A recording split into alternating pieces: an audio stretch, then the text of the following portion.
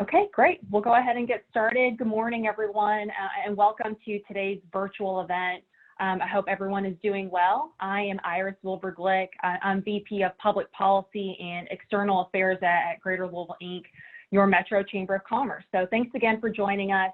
We have a great program lined up today, and we're so excited to have an expert team from two of the most established HR organizations in our region, HR Affiliates and Integrity HR, along with experienced employment counsel from one of our oldest law firms in the nation and among the largest firms in the region, Stites and Harbison. So thank everyone for joining us. So as you all can imagine, and we're still experiencing, it's so hard to believe, we're almost 6 months into COVID and this global pandemic. We've seen businesses of all sizes struggle with the uncertainty, especially with employment-related challenges and unprecedented government interventions and rules. So GLI recognized early on for the need to coordinate and centralize reliable information for business owners, large and small, and help them navigate this overwhelming and at times tricky landscape that is the new normal of COVID. So we are proud of our accomplishments to date, which include the creation of a crisis support hub to serve as one of your one-stop shop for businesses that need this type of guidance. We're also working on policy recommendations at the local, state, and federal levels to help businesses recover, and the development of Healthy at Work in Greater Louisville, and much, much more. With all that being said, though, we know a lot of work remains to be done, and I would love to share the work that we are currently pursuing and hope to invite your engagement. So right now we're focusing a lot of our efforts on getting cash and capital to small and medium-sized businesses because we know it's so important right now for hiring and to really accelerate our economic recovery. A lot of this includes advocacy for federal programs that we know will help with this challenge. We also need to help ensure the sustainability of Kentucky's Unemployment Insurance Trust Fund and help protect employers for major UI tax increases that right now are on its way come January unless the state has intervention. So we're actively working to see what we can do to restore the trust fund. And then lastly, what can we do to further support people getting back to work safely?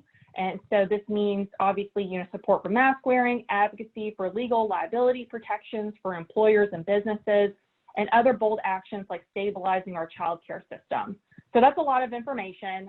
Much of that work remains to be done to get everyone back to work and for us to be on a sustainable path to economic recovery. So again, we invite your engagement. For today, we want to focus on some of the do's and don'ts for employers and businesses as it relates to the return of workers. So back in March, Congress passed key legislation in direct response to COVID-19 and how we must all comply with these new standards of paid leave and paid sick leave, when these policies are used, when they are not, the types of circumstances, and which employers are impacted by these federal policies. So with that, I'm going to welcome our esteemed panel for today's important discussion. From HR Affiliates, we have Senior HR Consultant Amy Olds joining us this morning. From Integrity HR, we have Karen Hamilton, Vice President of Consulting Services. And lastly, Shannon Hamilton, no relation, member with Stites and Harbison and Chair of the Employment Law Service Group within their firm. Before I turn things over, a couple of housekeeping items.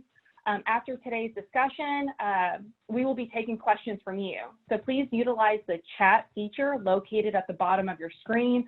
We'll sort through your questions and get to as many topics as we can. And then also for a summary of today's discussion and other COVID-19 resources, please check back on our website at greaterlouisville.com. So with that, I would like to welcome the panel and ask Shannon to lead us in a presentation.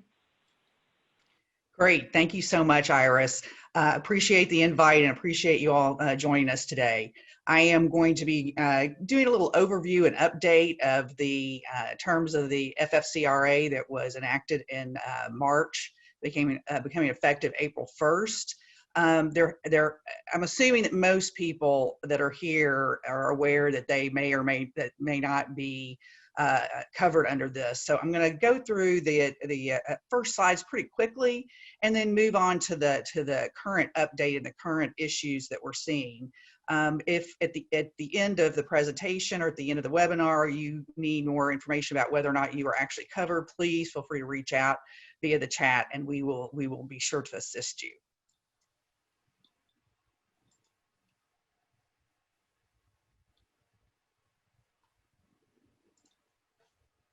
All right, so what we've got is the legal update of the Family First Corona Response Act, FMLA, EFMLA, and EPSLA. At this point, we've got many people that have called us. The biggest issue we had initially with this is that they were dropping their regulations on us as clients were calling. And so we were in the unenviable position of saying, well, it depends. We're not sure what they're going to do. So in any event, we got started, and what we did know was the following. That Congress passed the act on March 18th. It became effective April 1st. It was a temporary and narrow exception of the Family Medical Leave Act, as well as a mandatory paid sick leave. It applied to all employers with 50 or fewer employees, and there are limited exceptions that may be available for small employers with fewer than 50 people. Under the Emergency Family and Medical Leave Act, it expands the employee's eligibility for FMLA for a temporary qualifying event. It runs from April 1st to 2020 to December 31st, 2020. Of course, we're going to be looking to see if that gets expanded at the end of the year, given what's going on with the pandemic. Will there be additional surges? Has the economy started its recovery? Employees, though, are only entitled to 12 weeks of leave, consistent with FMLA, including the emergency FMLA. The qualifying event is the employee who is unable to work or telework because they must care for a son or daughter whose school, daycare, or child care provider is unavailable due to COVID-related reasons. And like the 12 days or the continuous 12 weeks, the employee only has to work for 30 calendar days. The EFMLA timeline of benefits, first 2 weeks are unpaid unless the employee is eligible for the FFCRA paid sick leave. The employee can also elect to use PTO, vacation time, or the employer provides additional pay. The next 10 weeks under the EFMLA for child care purposes, the paid benefit starts at week 3 at 2/3 the regular rate of pay, limited $200 a day for a total of $12,000. Interaction with other benefits, the employee cannot collect unemployment and EFMLA benefits at the same time. The employer may elect, or the employee may elect, or the employer can require them to use concurrently other leave benefits. So for example, taking part of their vacation time to supplement that 2/3 of coverage. There's a maintenance of health care coverage, job restoration rights, and then all of the other FMLA provisions for non-discrimination and non-retaliation. The EPSLA, again, April 1st to December 31st. Don't know if that's going to get extended. It's less stringent than the EFMLA. Employees are automatically eligible, whether they just started yesterday. It requires covered employers to provide up to 2 weeks, a maximum of 80 hours of paid sick leave to all employees who are unable to work or telework due to 6 qualifying reasons.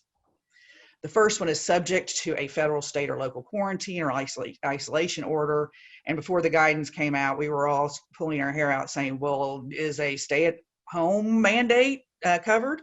Advised to self-quarantine by a healthcare provider, experiences symptoms and is seeking a medical diagnosis, caring for an individual who is a subject of 1 or 2, caring for a son or daughter because the school or place of child care is unavailable, or the employees experience any other substantial similar conditions mandated by the Secretary of Health and Human Services.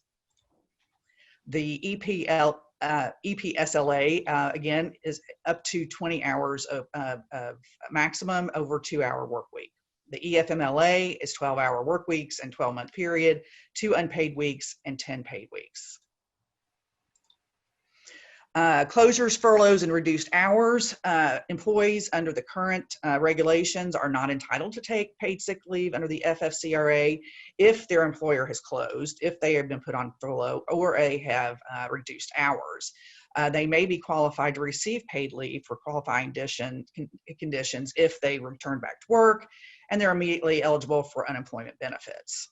And that particular regulation takes us to the next to the most current situation we're looking at, which is the ruling in the state of New York versus the United States Department of Labor.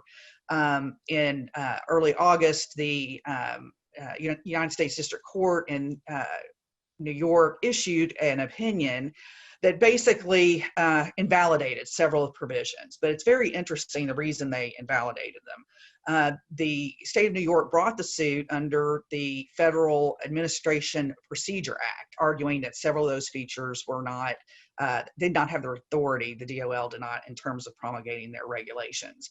In other words, the DOL went outside the language of the statute in adopting some of the regulations when they did not have authority to do so.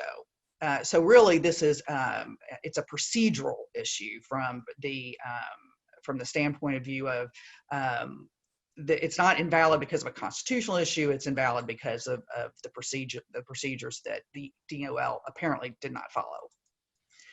The New York judge struck down as invalid 3 or 4 provisions in the regulations. The first is that the employees were required to submit to their employers prior to taking the FFCRA paid sick leave. They had to submit required documentation.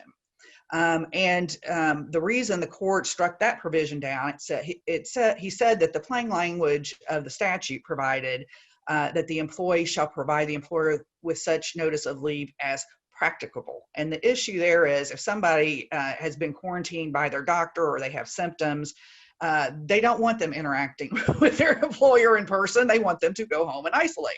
So that was what the statute required. So the way the court also looked at the fact that the statute said after the first work day or portion thereof, the employee receives the paid sick time under the act. The employer may require the employee to go forth with their reasonable notice procedures in order to continuing the pay. So basically, the court said, look, the language of the statute addresses this issue, and the regulations made this more stringent than it needed to be.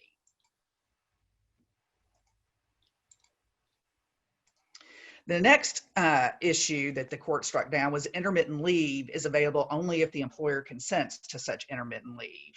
And the court said, look, the DOL didn't provide any rationale for why there was a requirement of the employer's consent necessary, other than it wouldn't make sense to allow intermittent leave for someone that is isolating because they're quarantining or they are taking care of someone who has been exposed to COVID.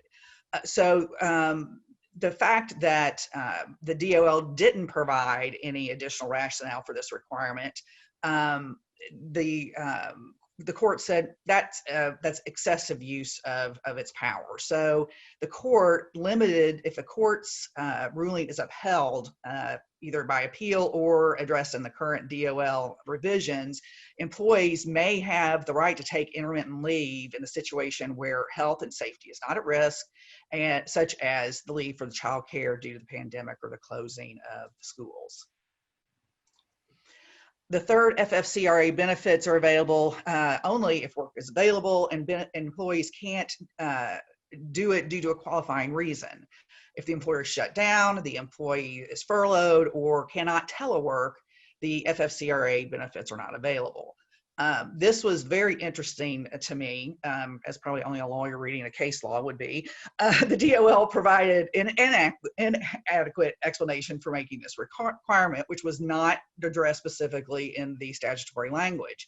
The problem with that, from my perspective, is I went back and looked, and there were 31 pages of the regulations, 21 of which included the executive summary explaining how the DOL arrived at these regulations.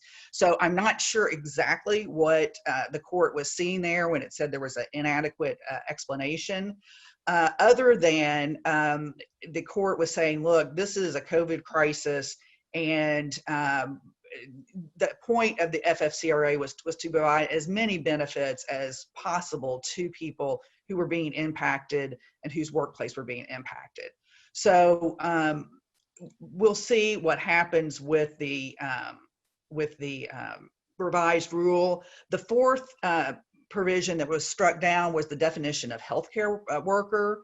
The court felt like that was too large of it wasn't well defined enough. It said if you were an office manager, if you were a janitor, you could be excluded from these benefits. So they are looking for the Department of Labor to narrow that substantially. The DOL revised rules. So with the court saying, DOL, you didn't have the authority to make some of these regulations, they went back. And then on September 4th, last week, they sent the revised bill to the Office of Management and Budget, which is a White House division. And presumably it's going to address many of these issues in the state of New York versus the Federal Department of Labor. Once it's cleared by the White House, the DOL can release the revised rules to the public. Unfortunately, the Office of Management and Budget does not describe what the DOL revised, and the DOL hasn't published the revised rules. So we will once again be in the situation where we are trying to decide and provide advice to folks based on what we don't know. So with the DOL, I'd like to go back on that just for a second. I wanted to let you know that kind of what my thoughts were on that, which is I think that the DOL is likely going to continue on and uphold the documentation issue challenge. No reason not to do that. I do think that the intermittent leave, there may be some adjustment to that to address whether or not an employer has to consent to that.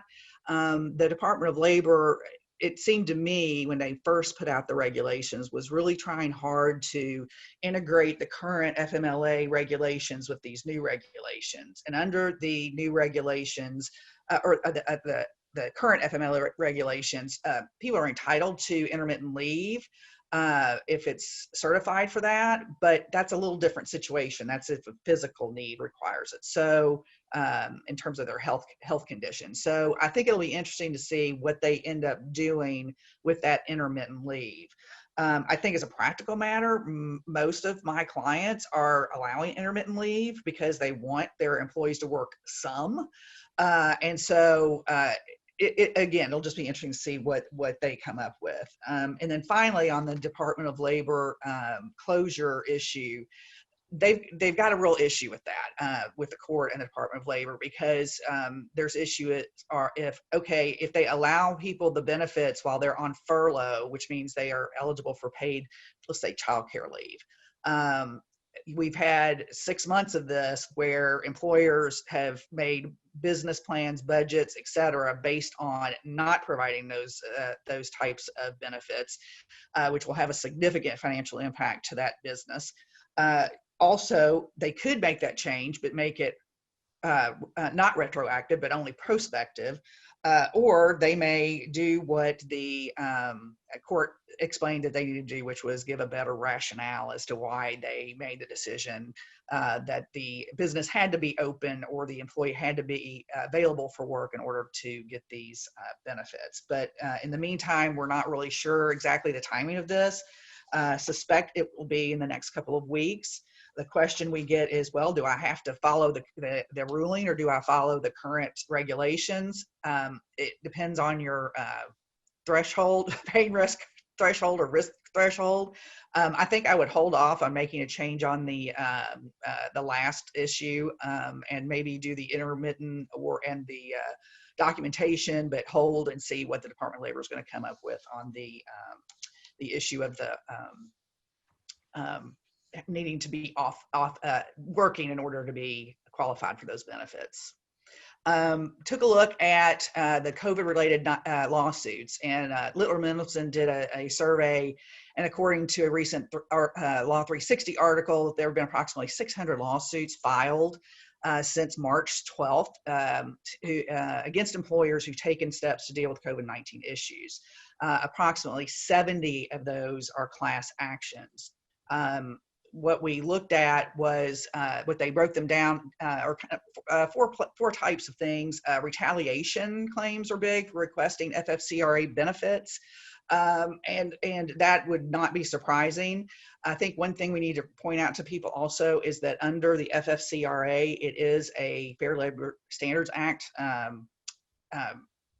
statute, and so the Department of Wage and Hours will be investigating these and pursuing these. So the types of damages available in a lawsuit fall under the FLSA and could be back pay, liquidated damages, and attorney's fees. The second one was disability discrimination and bias because the employee was in a high risk category. So employee wants to come to work, but the employer said, no, you can't because we don't want you to get COVID because you have asthma. Workplace safety violations or OSHA violations were also a large number of these cases. These would be, my employer is not following the CDC protocols, or I asked them to do that and they did not do it appropriately. Finally, we're starting to see some WARN Act claims. The WARN Act claims are dealing with whether or not the COVID-related shutdowns were reasonably foreseeable, and therefore the employee should have gotten the 60-day WARN Act notice. We have been asking folks to, we've been telling our employers in the last month or so, hey, now's the time to be looking as to whether or not you're going to need a full layoff, full closure, because we do need to get you focused on that WARN Act provision. And then finally, the most recent EEOC guidance for employers on post-virus telework dropped on the 8th.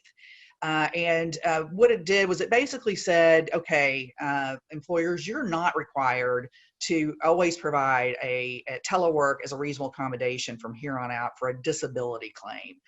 Even though you've done it now as part of an accommodation for the COVID crisis, in-person attendance can still be an essential function of the job. And you don't have to allow someone to telework just because after the pandemic, just because you've been able to do it during the pandemic. Now, you still have to prove that in-person attendance is an essential function, but at least it gives you some ability to decide, okay, what do I need to do here? What's our analysis, and how are we going to do this moving forward? So those are our kind of hot topics at this point. And I'm going to quit sharing and turn this back over to Iris.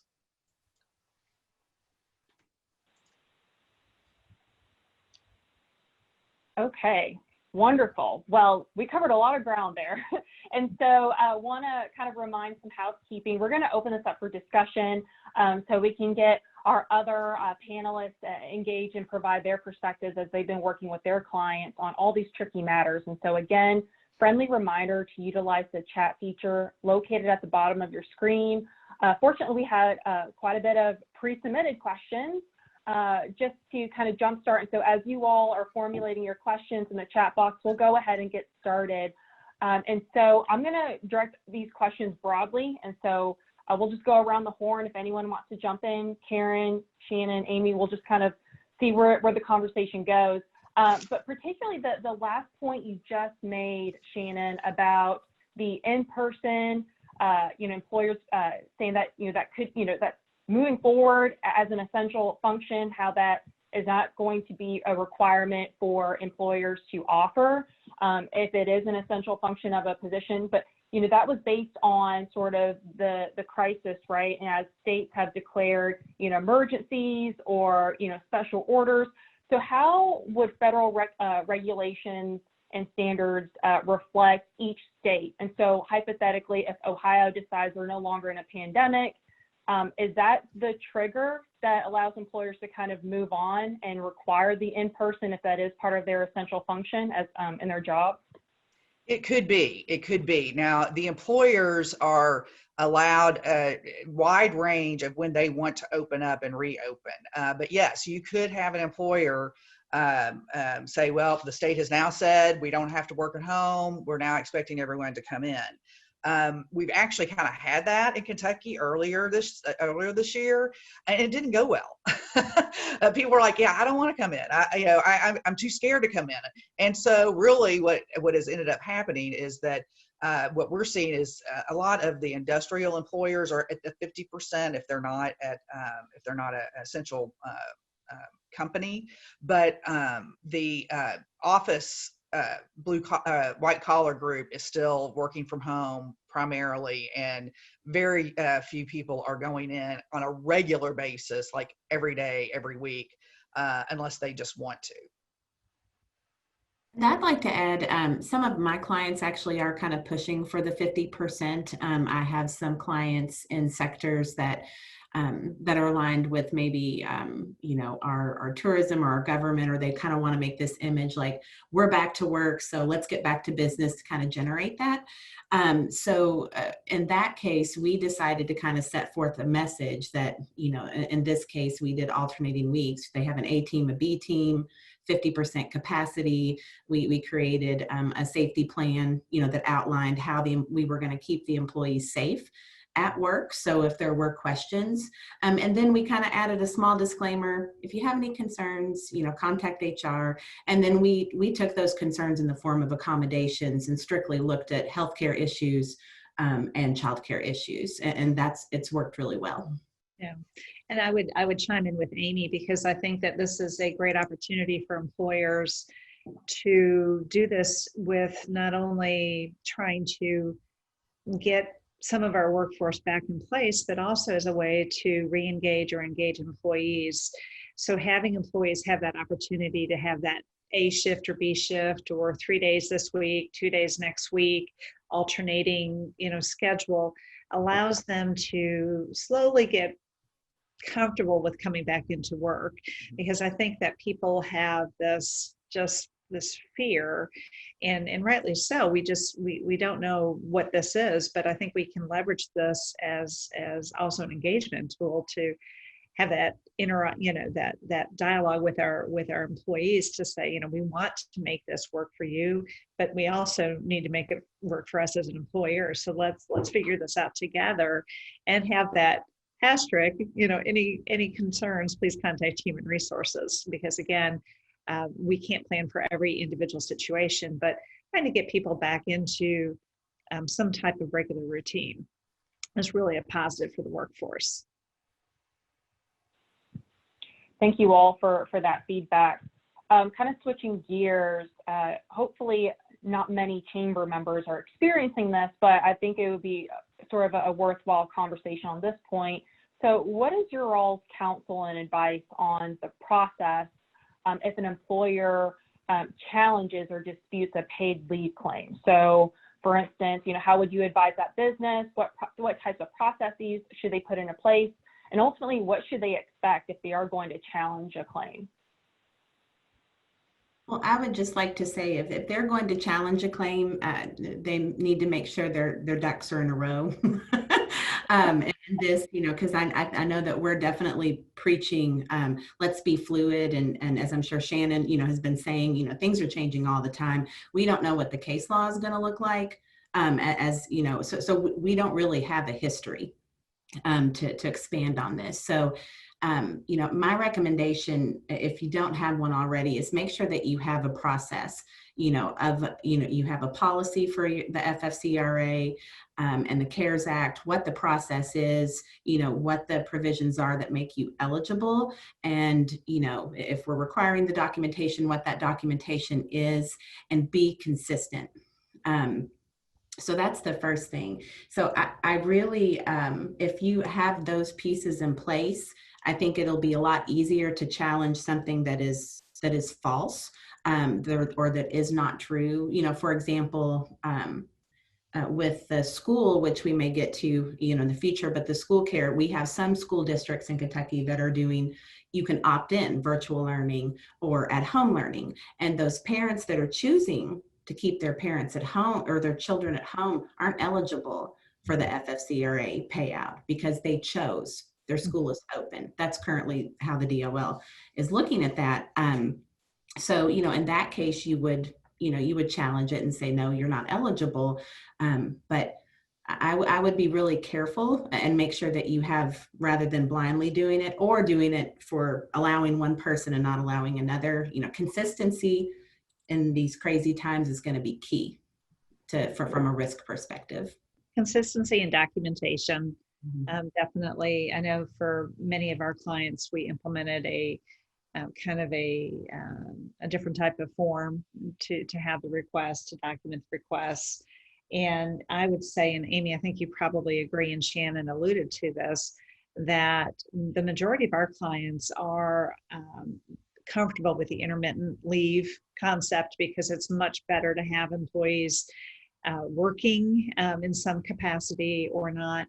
And what we're seeing now, because this entire process has been in place for quite some time, is we have people who have used a little bit of the emergency family leave early on, and now that school's back in, or their spouses or partners telework options have changed. Now they're recontacting us saying, how many hours do I have left?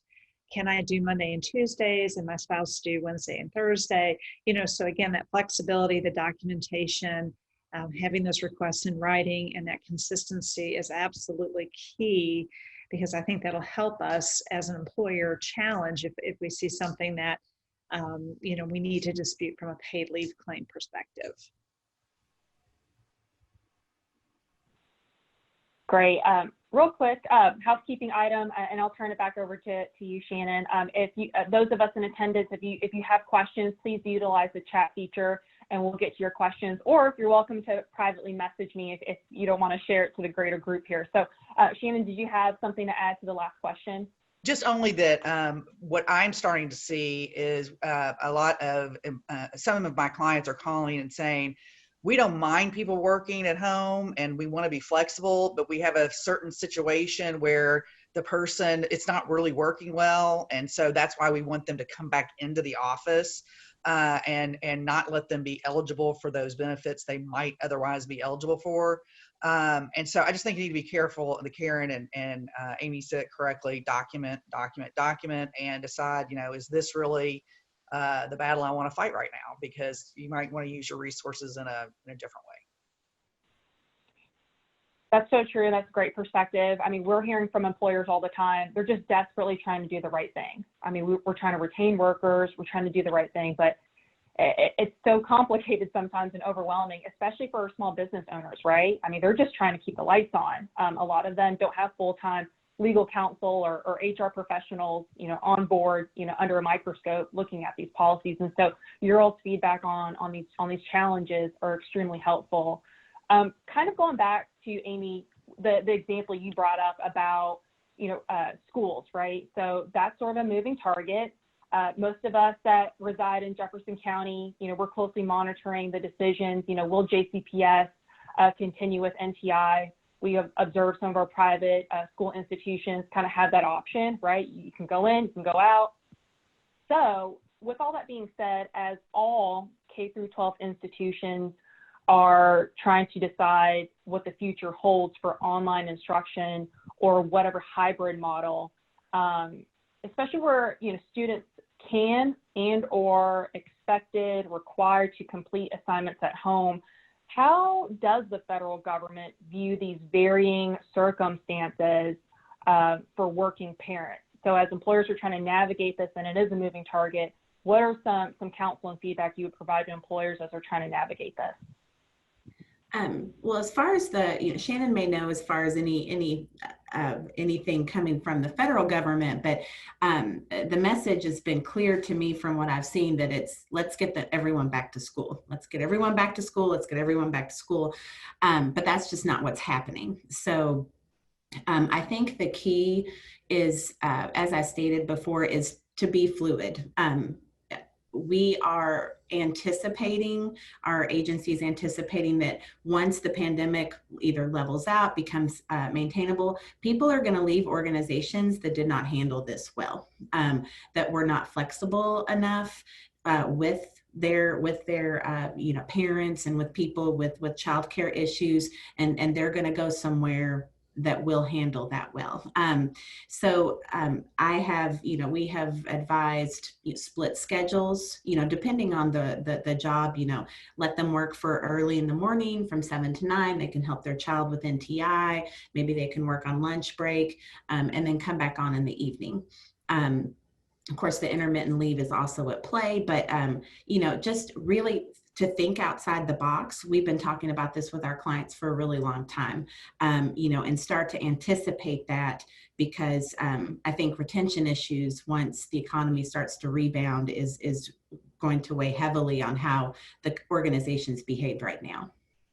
And then in addition to that, I think that being flexible, being fluid, but we also, I've had a few people kind of say, this doesn't seem fair. Why does my employer think that I can come into work because I don't have kids that are in the non-traditional instruction period, and my coworker gets to stay home, and I always say gets to stay home, and it just doesn't seem fair that because I don't have a kid at that school level, that I'm kind of holding the fort down because somebody has to be in the office. And again, kind of thinking about how we can really make this a positive and a win-win for everyone. I'd like to say, first of all, for those that are staying home with their kids, God bless you, because I can tell you right now, it would have driven me insane. So I feel very blessed to be able to not have to stay home with a school-age kid and be a teacher and a employee at the same time. But the flip side of this is that many of us don't know what the future is going to bring, and we may have aging parents or other personal things that come up. And I would like to think that an employee's coworkers would kind of rally for the cause and say, gosh, this person was in the office keeping the lights on, answering the phones when I was at home. What can I do to help support this person? And so it's just that level of engagement with the team members and flipping it, making, I hate to say a positive or a negative into a positive, but honestly, I don't think anybody would choose to stay home, or anybody would have thought that, we would be staying home and wearing multiple hats, that of an employee, an instructor, and gym teacher, social chairperson of kids. And I think we need to see that with compassion, because that's a very, very tough situation. And I commend the people who are having to face this.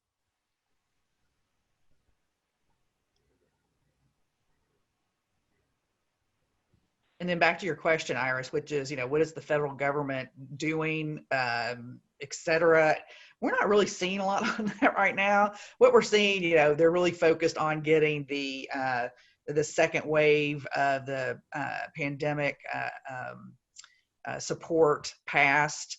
They're looking at a lot of different things, but in terms of the getting the kids back to school, I do think it's interesting that in some of the states, the states aren't trying to necessarily get all of the kids back because they know they can't, but they're also now starting to focus on, gee, we've got a lot of kids that don't have the resources to work online, or, and so think about that. You're a parent whose kid has to work online, but they can't work online because you don't have internet, or you don't have good internet. And so I think the states are looking at that very issue of, okay, if people are going to be doing this for another 6 months, let's hope not, but if they are, we need to give them the resources at home that will allow them to do that. I think in turn, if you've got bad internet for your kids, you can't telework efficiently. So maybe that'll be a win-win for the people that are having to stay at home with them, that they can get some intermittent leave in there and still get some income.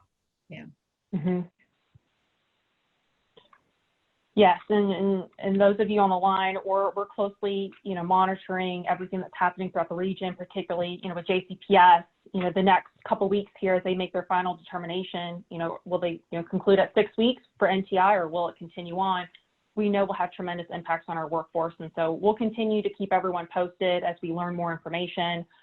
But we know these are some tough challenges. And yes, we commend all working parents. I mean, these are impossible times. And so a lot of sacrifices, a lot of challenges, but we're kind of all in this together.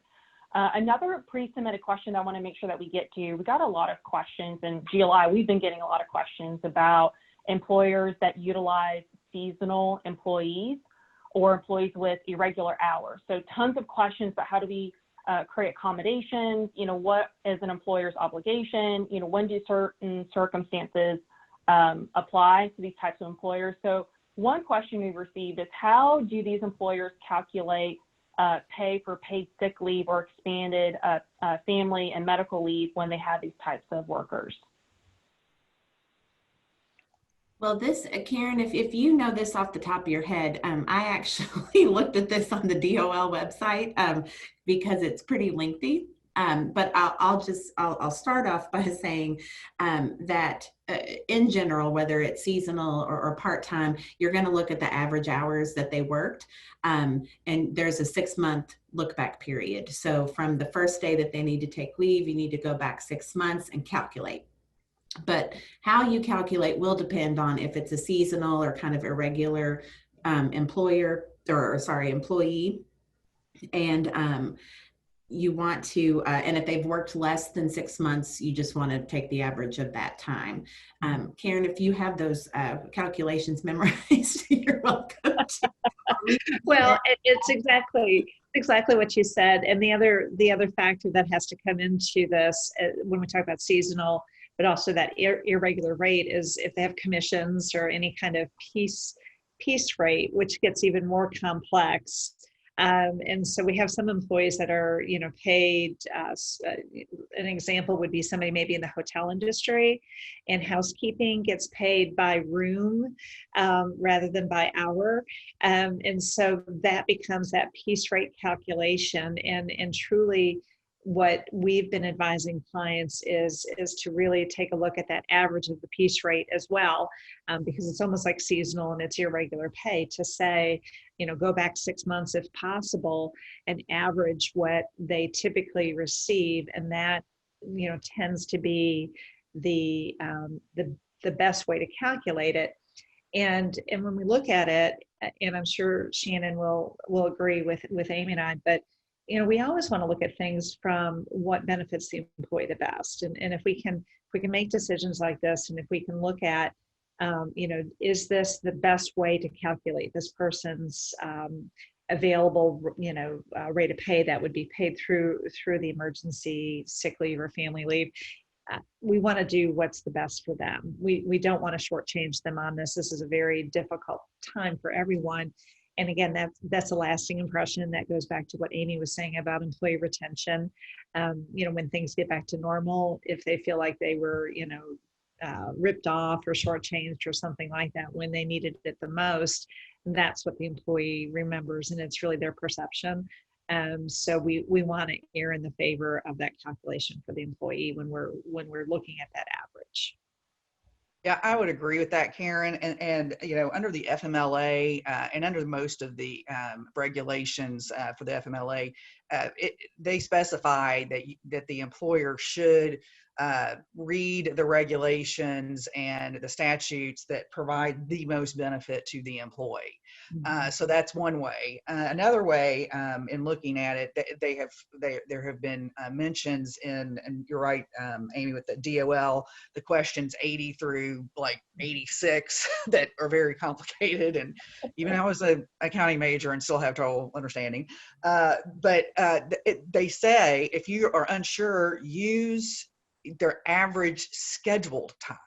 Yes. So, go back and say, okay, this person normally would be scheduled Monday, Wednesdays, and Fridays from 4 a.m. to 10 a.m. or whatever, and use that as your estimated base. And that might be an easier way to do it instead of having to crunch all the numbers in a spreadsheet that you're never going to remember anyway. So that's what I've got to say about that.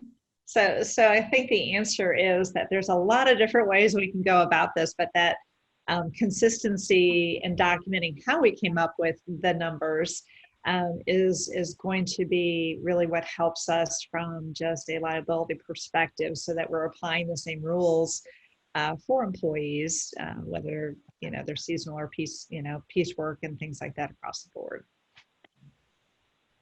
And also what I'm hearing from the three of you is when in doubt, please utilize our expert and professional services that we have available right here today. We have 3 reputable business organizations that you can refer to when in doubt, to please lean on these experts. So not to plug in sort of an informal commercial, but sounds like we have some help to facilitate here. So if you have questions about how to calculate these claims and the pay, we have folks that can hold your hand through this. So we have a question in the chat, and Shannon, I'll probably kick it over to you. Some questions about, is there any sort of active, maybe conversations on the Hill regarding expansions to the American Disabilities Act as it relates to sort of maybe secondary illnesses that result from COVID? And so any thoughts or comments there about expansions to ADA, or is there sort of sufficient protections right now with these sort of emergency designations? Right. Well, and of course, from an employment lawyer that does primarily defense work, I certainly hope they don't expand the ADA anymore. But I actually don't think that I have not heard of anything. I haven't seen anything.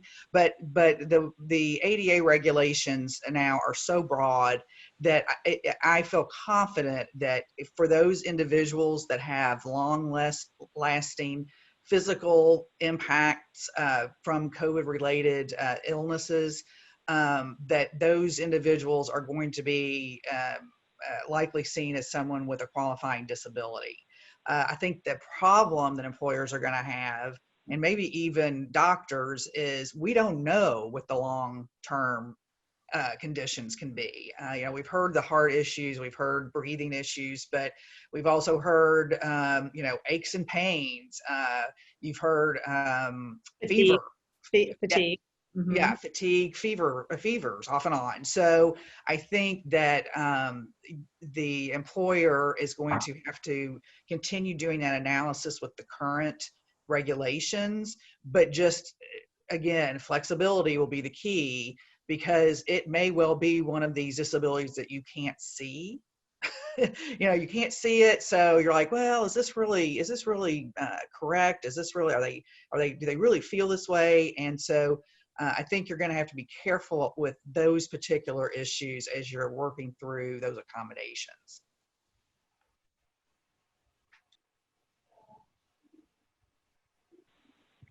We'll kind of move along there. So I guess stay tuned. I actually have a follow-up question on it that I'll circle back to in a moment. We've received some questions, and Shannon, you hit on some of this during your presentation about all the ins and outs of intermittent leave, right? There's just so many scenarios. There's a lot to factor in to figure out how does an employer deal with intermittent leave, especially now with NTI, JCPS, schools and everything that throws at you with life. So, we read some guidance about the 6-month period, how you use that to calculate the rate of pay.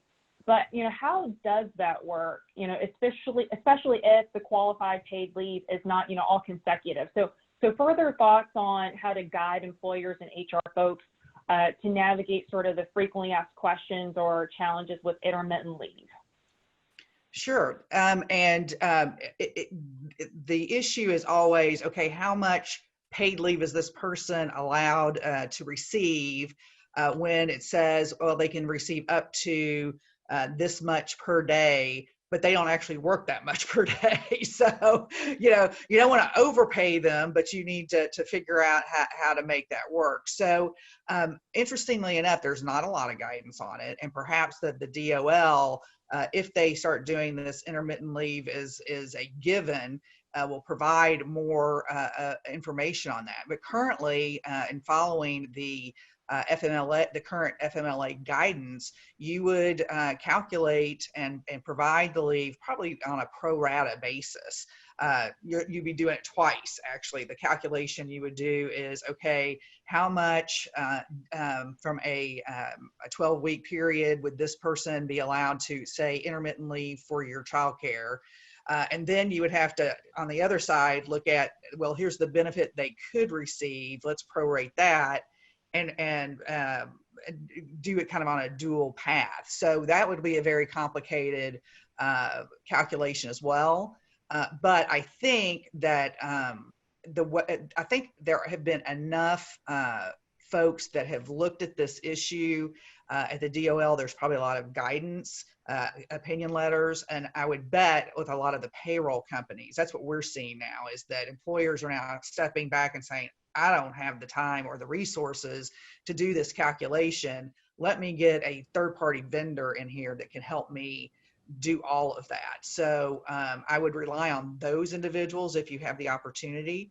And if you're doing it, if you don't have that, then give us a call. We'll walk through that with you. Yeah. Yeah, I think there's no, like Shannon said, there's no right or wrong. Well, there's probably wrong. So there's no definitive guidelines on the process to go through this. And it's interesting because we've got definitive guidelines on, when you pay bonuses to non-exempt employees, how to calculate overtime rates and things like that.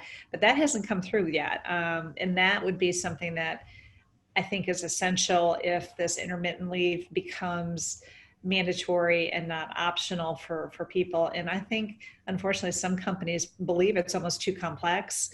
So they choose not to use the intermittent leave, and they say it's kind of an all or nothing. And I hate that, because that's not going to help people out in today's times. So I would assume that as this continues to be analyzed, we'll see further guidance, and I'm sure some payroll company will make a mint on here's the right way to do it, and sign up with us, and we will calculate all of your intermittent leave for emergency family medical leave. But again, it's a really tough.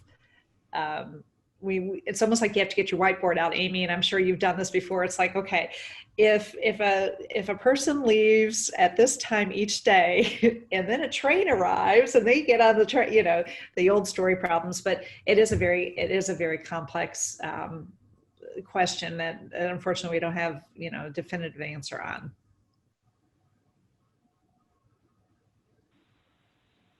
Okay, I have one question that I'm going to take some liberties. This is my question to this panel here.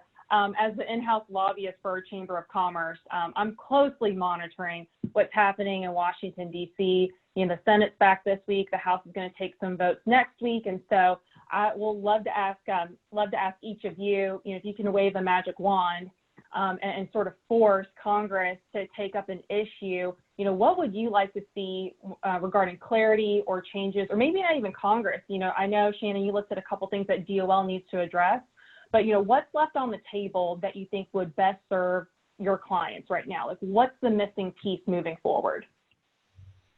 Well, I'm concerned primarily about the 12/31 deadline for the FFCRA. I'm really concerned about,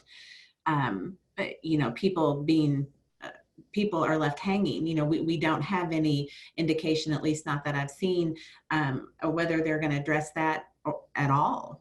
So, they've talked about additional, unemployment funds. They've talked about things like that, more money, more stimulus, but I've not seen anything about this 12/31 deadline. And it terrifies me for some of my clients that have a heavy amount of employees that are impacted by this. So I would love to see that addressed. Definitely 100%. And with that, there would need to be kind of an expansion, since, they kind of laid it out. Hey, this is finished at the end of the year. We don't have to worry about it. So there will have to be some expanded rules on that. But that's probably the one thing that keeps me up at night. Well, and the thing that and Shannon, feel free to chime in on this one, but the thing that I wonder about is there's really currently not a mechanism that tracks the amount of paid leave that an employee may have at one employer, and then if they're hired on to a new employer, and work enough time with that new employer to basically say, there's a maximum amount of time that you can take under the current rules that DOL has established, but nobody's really checking. So if I've taken all my time off with one employer and then I leave and then I get hired on and I'm there for a period of time. Now, with that being said, because this didn't go into effect until April, and you've got, some period of time that you have to work. I just wonder how that plays into the overall analysis of how much time people are actually taking off and allowed to be paid for that. Yes, I agree, Karen. And then, and the other challenge here is going to be, and actually it's taking both of your positions and saying, okay, we need some clarification here is, what happens if we have if we have a surge over the winter months and everybody has used up their 12 weeks Yeah. and the schools are closed. And I think the issue really is at the end of the day, people are going to follow what the government say in terms of, like, generally in terms of, you've got to close the schools down. If schools close down or daycares are unavailable, kids are going to be at home. You got to let your employees go home. But from the employer's perspective is, what do I have to pay them? Right. And what I have seen is that most of my employers really want their employees, number one, to come back, and number two, don't want to make a decision about their compensation that's going to overly impact their ability to continue their quality of life. So those are two challenges that it would be nice to have a little insight into, but since we can't agree, for today, for the next 2 months, I'm not sure how we're going to get to the end of December. I think two other things I would like to see some guidance on is either the federal government or at a local level is the liability shield for employers that have followed all of the requirements of the CDC or what the state has required, and still have employees that are wanting to sue them because they have done something inappropriate or and they feel like they've gotten sick because of it. Now, workers' comp should cover that, but who knows what's going to happen with that? What about if you have a third party that's come in? Restaurants, bars, etc. Open at your peril at this point, because people can come in and say, "Hey, I got it at your place because it was I've been a hermit for the last 3 months, and yours was the first place I went." So I think that I would really like to see some clarification on that. I know that both the Kentucky House is looking at that. I know that the federal House is looking at that, but I think they need to have that sooner than later. And then the whole unemployment.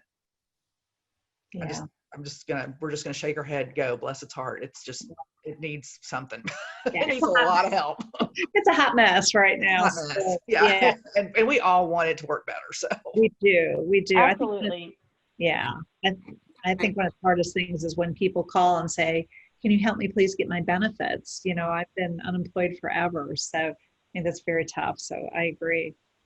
And I think on the cusp of that, we have our wish list for the federal government, but so to me, that just tells me that, as employers, we need to kind of be proactive with our own policies and attendance policies, leave policies. What else can we do if the federal government doesn't address this to make sure that we have a plan in place? So this final quarter of the year will be a great time to do that. So if you don't have any kind of a personal or a disability leave policy and you're less than 50 employees, what do you have available? So I think it's really important that people start asking those questions if you haven't already. Yeah. Terrific. Full disclosure, I did not pay these ladies to highlight these priorities, but these are the exact issues that GLI, our team, is working on. So if anything, it's just really good to hear that we're right on track. So with that, thanks to our panel of experts, we covered a lot of ground, but in case we did not touch on an issue that you and your business cares about, please get a hold of GLI and we'll help shepherd your question to the right person. And thanks to everyone on this call today. For a summary of the discussion or access to our other resources, please check back and visit greaterlouisville.com. A recording of today's meeting will also be available on the website. You can play this back. We hope you join us at our next webinar, which is on Monday, September 14th, starting at 3:30. It's our signature program. It's business at breakfast, but it's actually in the afternoon, so kind of fun. Please join us for an important update on GLI's 5-year strategic plan and what we're doing to benefit the community as a whole and how you can be part of this significant transformation. So again, thank you for being with us. Please stay safe and we'll see you again soon. Take care.